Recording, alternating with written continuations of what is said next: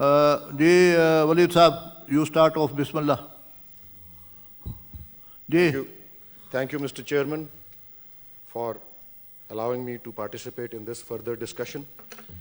I would like to refer to the first page practically of this report, where the message from the chairperson is set out.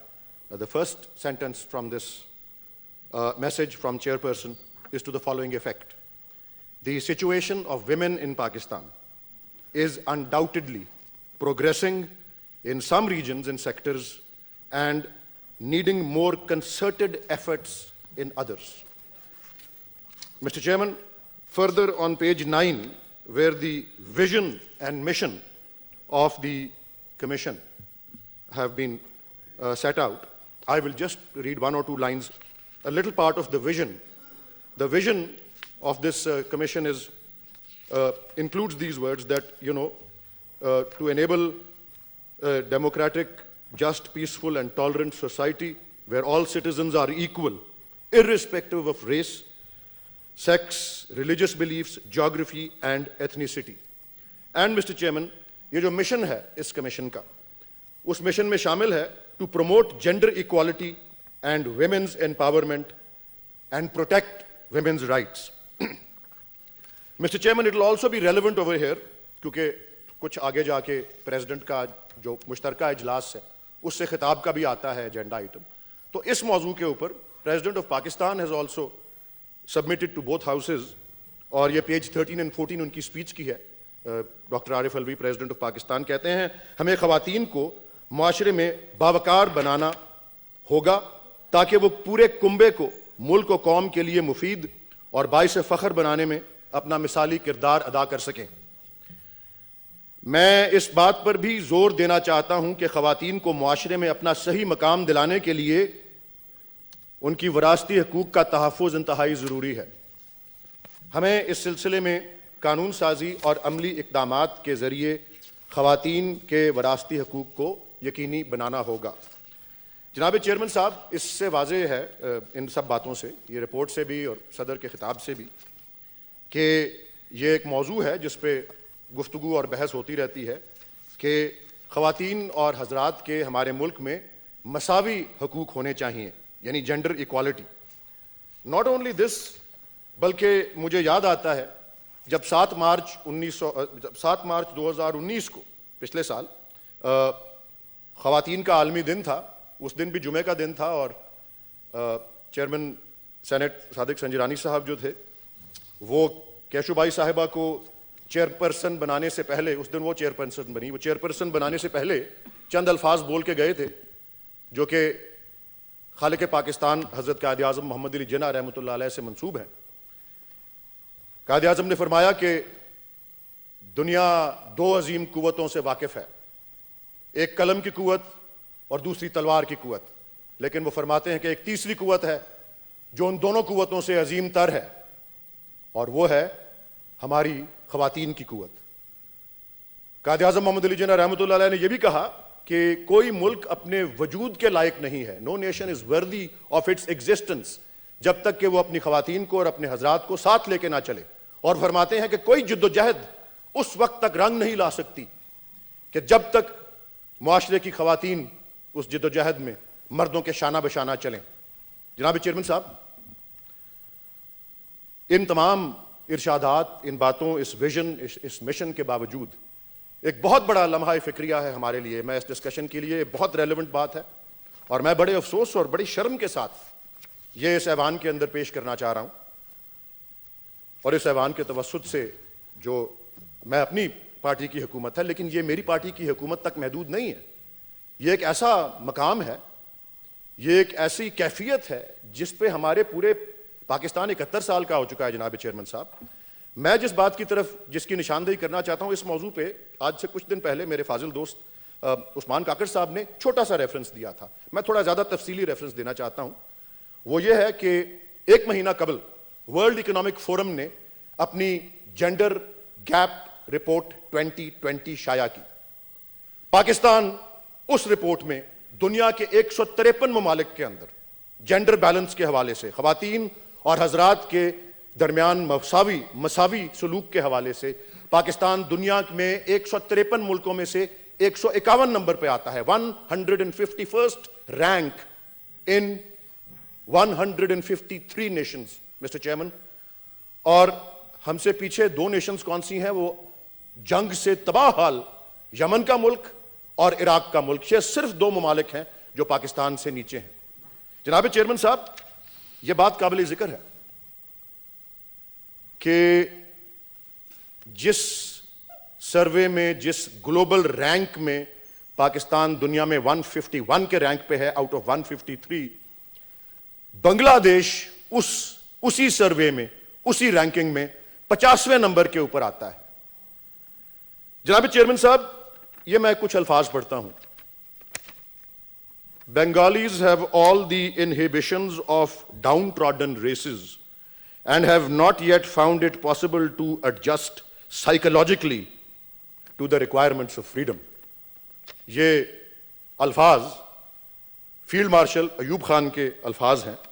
وہ کہتے ہیں کہ they have not found it possible yet to adjust ideologically or psychologically to the requirements of freedom. Mr. Chairman, freedom remembers otherwise. Pakistan was born in Dhaka. یہ مسلم league کے یہاں جو نمائندے بیٹھے ہوں گے, ان کی اپنی تاریخ دیکھیں اگر, تو آل انڈیا مسلم لیگ کی بنیاد 1906 میں ڈھاکہ میں رکھی گئی تھی, اور آج ہم 151st رینک میں ہیں اس میجر کے اوپر جس میں بنگلہ دیش جو ہے وہ 50ویں رینک پہ ہے. لیکن یہ میں نے کچھ الفاظ پڑھے, میں کوئی یہ الفاظ بھی پڑھنا چاہتا ہوں کیونکہ ہماری تصویر کا ایک اور رخ بھی ہونا چاہیے. پاکستان اینول 1961 میں فیلڈ مارشل ایوب خان کے لیے یہ الفاظ استعمال ہوتے ہیں. He is tall, majestic and utterly handsome, so good looking indeed that Hollywood could film him with credit from any angle.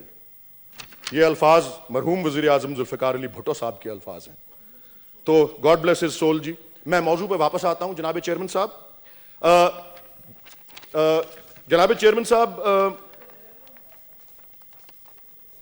well, if I had to refer to Field Marshal Ayub Khan, then what he said about Bengalis, what our own politicians said about him could also be relevant. That is the only point. Anyhow, I refer, Mr. Chairman, I come back to the Global Gender Gap Report 2020, where there are 4 other measures of involving participation of men and women, کہ اس میں کتنی equality ہے اور پاکستان کہاں rank کرتا ہے. Mr. Chairman, access to economic participation, access to health, access to education and access to political empowerment. جناب chairman صاحب, یہ 4 میجرز ہیں. اس میں کتنی برابری ہے خواتین اور حضرات کے درمیان؟ جناب چیئرمین صاحب, اکنامک پارٹیسپیشن میں پاکستان رینک کرتا ہے آؤٹ آف 153 کنٹریز 150 پہ.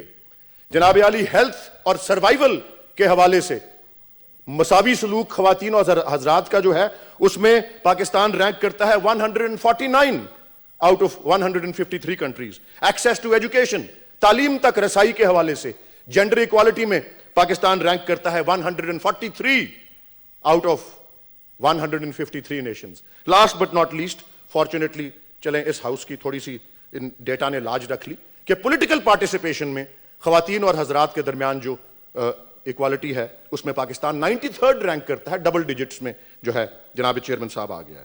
ہمارے despite the passage of a lot of progressive laws, اور میں کریڈٹ دیتا ہوں thanks to the efforts of our women parliamentarians, یہ باوجود اس بات کے ہے کہ اتنے سارے پروگریسو لاز پاس ہوئے ہیں, لیکن ہم دنیا میں کہاں کھڑے ہیں یہ جینڈر ایکوالٹی کے اندر, خواتین اور حضرات کے درمیان مساوی سلوک کے حوالے سے.